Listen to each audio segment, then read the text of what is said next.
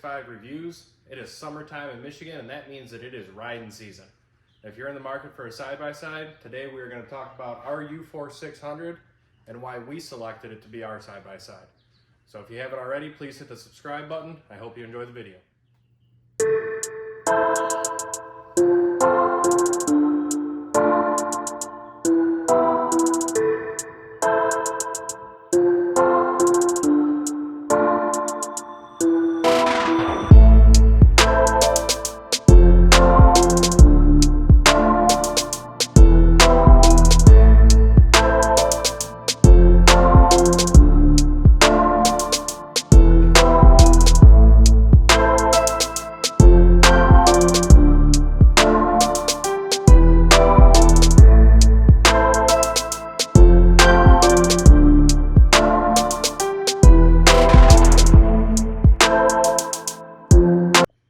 UFORCE 600.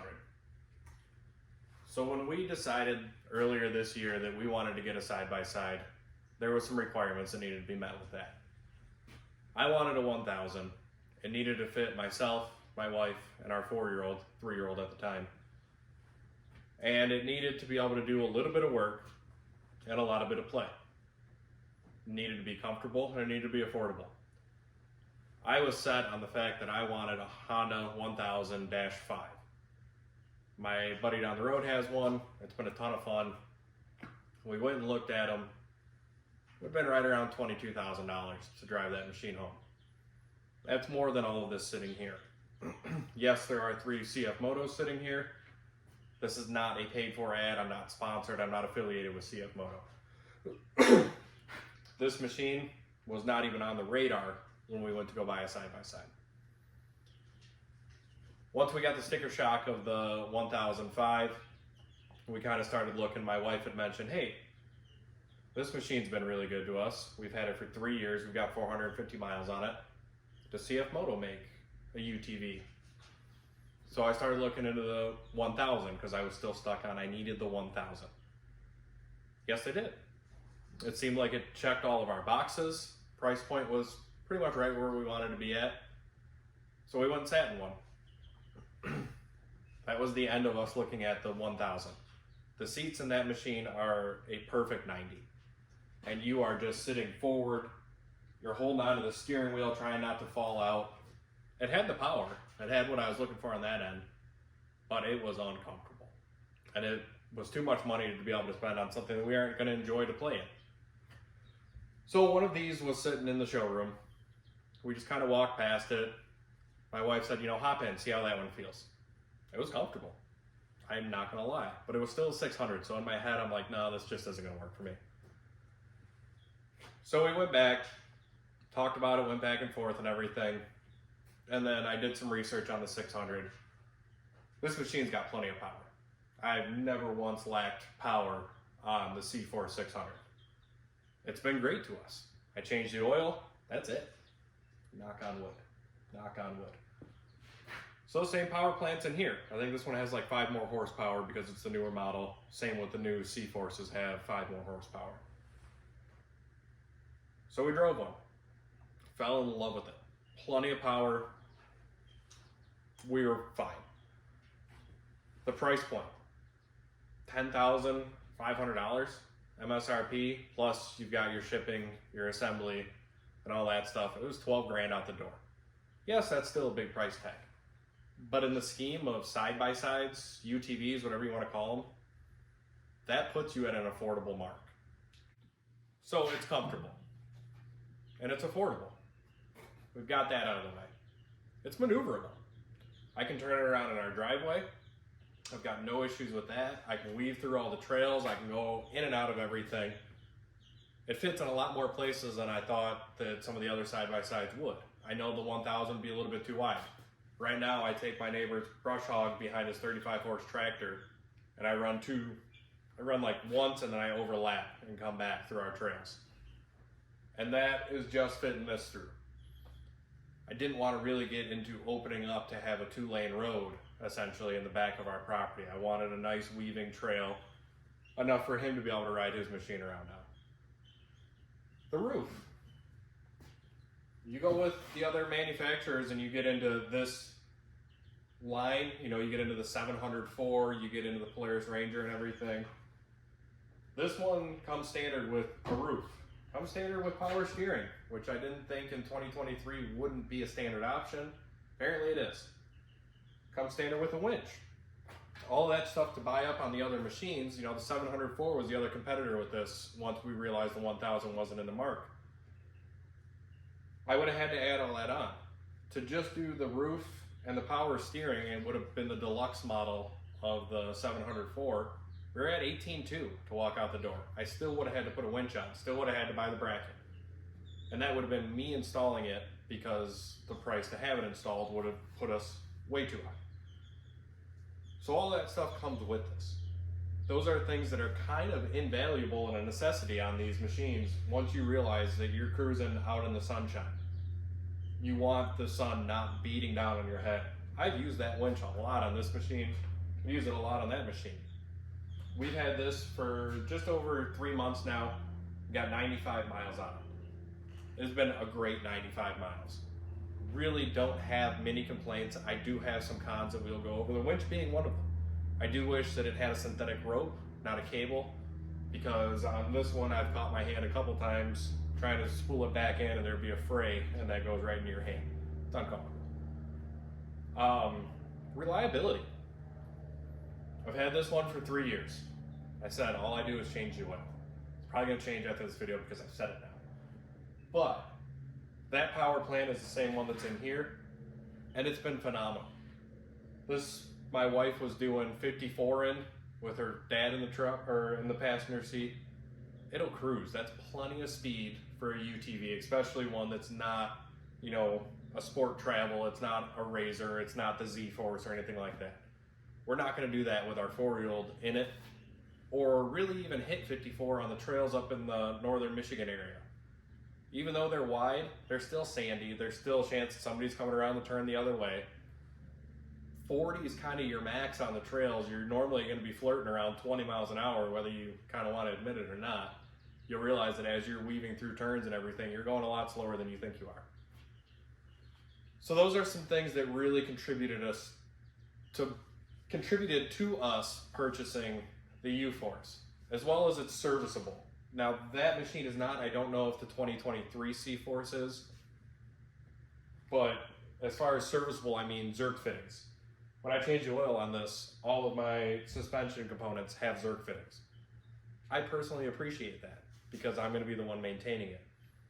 Maintenance as well. Maintenance on this thing is extremely easy.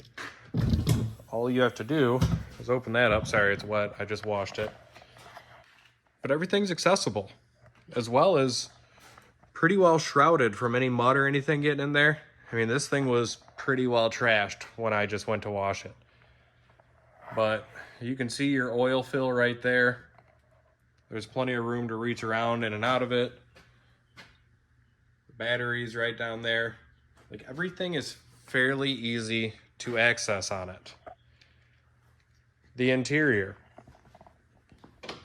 Yes, I've added the doors. Normally you'll have nets that come up from there and connect and kind of close in this whole side, as well as a metal bar that comes out, around, and down. The bar kind of drove me nuts, but I knew going into this that we were going to put the half doors on. I did a review in one of my previous videos on these half doors if you want to go back and check that out, because they're kind of hard to find for the 600. But interior wise, you've got a 12-volt plug. You have USBs. Again, not something you would think you would need on a machine like this.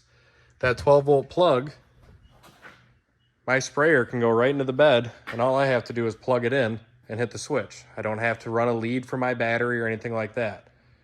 The USB will power the JBL, so all I do is I run a wire around and back to the plug.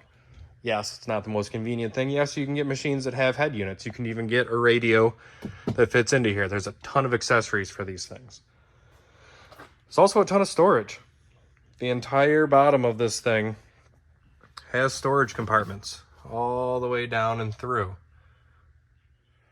There is a lot of storage under the seats. I did have to put the phone down because I added in this third seat belt, being that this machine is only a 2-seater. So this retrack on here does jam right into the middle of the seat, so I can't pop this one out as easily as from the factory. But all there are is 2 little like detent balls that you just pop up. You just pop on the back seat and the whole thing flips forward, comes off. So you got a large bin below here. This one is not waterproof, but this whole thing will come out so you can get under the machine as well. And then on the other side, this one just flips up. There's a release right there.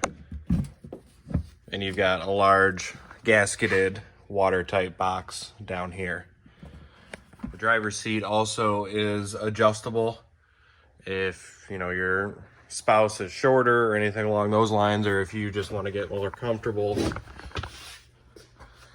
goes quite a ways forward. The glove box, I've got a 20-foot strap wrapped up and in there. So all in all, I mean, the amenities that come with this thing and the price point, yes, I added the windshield. This is a Super ATV. It is the poly one. The day that I bought the machine, I just had them add the windshield right into it. Talking a little bit more about comfort. Yes, I'm 6'5", 220. Yes, I added the doors on. That's going to kind of change the way you get in and out of this. Because like I said, you don't have that metal bar now coming through here that would stop your shoulder from going out of the machine. But I'm a larger guy. I have no problem getting in and out of this machine. My legs, I've got plenty of room. I can still slouch a little bit, you know, I'm not supposed to, but you can get comfortable. You can cruise around, you can go on long trips. Like I said, we put 100 miles on it. We haven't even taken this thing out on the trails up north. It's just been riding around here. 3 of us will fit comfortably. You did see that I added the seat belt. Yes, my son's only 4. So 3 adults in here was a bit snug. I will give it that. We got some time before he outgrows this. And at that point, he'll probably be riding on his own anyways. Another thing that's standard with these machines is mirrors, which are pretty handy. I do wish it had a rear view mirror. I'm not going to lie about that. Once again, I can add it on. It's about $70 from CFMOTO Direct. They do come on a bracket when you get this. They don't come mounted to the doors. I've obviously moved that since I've added the doors on. The tires on the machine, honestly, I can't complain about them. They grip really well. They will slide around a little bit out in the back, you know, really getting into it. But when we had all the rain earlier this year, it had no problem digging through the mud. They are a far cry above what came on the C-Force. Those tires, we'll talk about that in the C-Force video. 2-inch receiver is standard. I've added the ball in. You do not get the ball with it. Towing on this machine is rated at 2,000 pounds. Cargo in the bed is rated at 600 pounds. One of the features that my wife really enjoys about this machine, the dump bed release, there's one on each side, so it's easy to get to no matter where you are, and it is assisted. So she can fill this thing up, go out to our compost pile, and dump it by herself. My one complaint about the bed is that though it does measure just over 48 up here, when you come down to the center point between the tailgate, you're only at 46 inches. So if you have any sheet goods, a pallet or anything along those lines, and you wanted it to hang past with the tailgate open, you're not able to do that. The tailgate latches on here are simple to use. They're kind of fail safe. You know you're going to have a positive latch every time as long as you close it. The tailgate's fairly light. Does have an American and a metric scale all the way across it if you wanted to mark it out or for simple cuts. The UFORCE 1000 does have a tailgate handle release, which is pretty handy. But like I said, this isn't going to fail as long as you latch it. We're thinking about adding in the back windshield, see how that does. You do get a little bit of heat transfer coming from right here that you'll feel kind of roll up, and then it'll roll back out as you're going. It'll be nice when it's cold out, but right now, with it being in the 80s, 90s, a little bit too much heat for us. So I'm going to see if that back windscreen, whatever you want to call it, will help cut that down a little bit. As far as one of the biggest cons of this machine would be right here. Now, our C-Force had shifting issues for a long time. It would be hard to get into park, and it would be hard to get out of high and into low and everything along those lines. Since it's broken in, it's become much better. I did adjust the linkage on that machine just a little bit, but every now and then this one, it's not going to do it now probably because it's not running too. You'll find that you'll roll up into park, and as you can see, it'll stay in reverse. You can shut the machine off still. You can also put it in neutral. It does have a parking brake, so you can apply the parking brake. All I'll have to do really is stick my foot out and just give it a little rock, and it'll fall into park. There. Now it's stuck in what says neutral right now. It's not actually in park. And if I get out, you can hear it clicking. Now it falls into park. So that's my one big complaint on this machine. Is it a game changer? Not really. I've learned to live with it. Also, I do feel that the space between the two front seats, they could have added in a third seat belt, maybe even a full third seat belt for younger children or anything along those lines, because it's not always 3 adults that are going to be in a machine. A lot of people have a child that they want to ride around with. So yes, I added that in. It's bolted right into the same bolts that the other seat belt is into, so I'm not really concerned about it. There is also a normal mode and a work mode, and that'll even change the gauge cluster when you put the two in.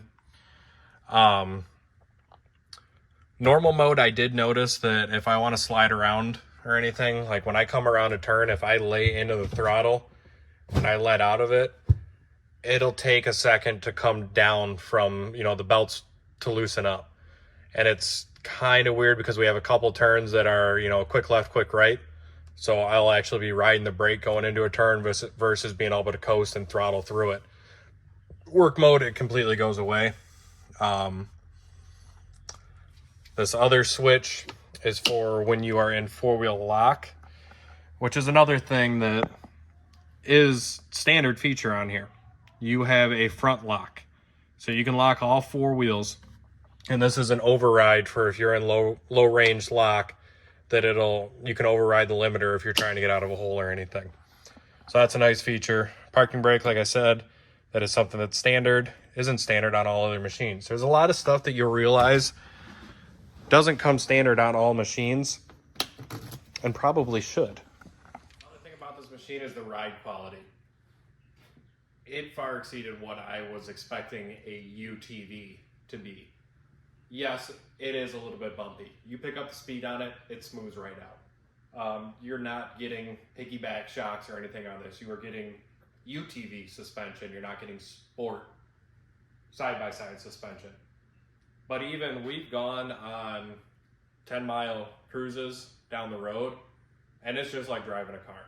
You're not fighting the steering wheel. You're not bumping all around. It just cruises right down the road, whether you're on gravel roads.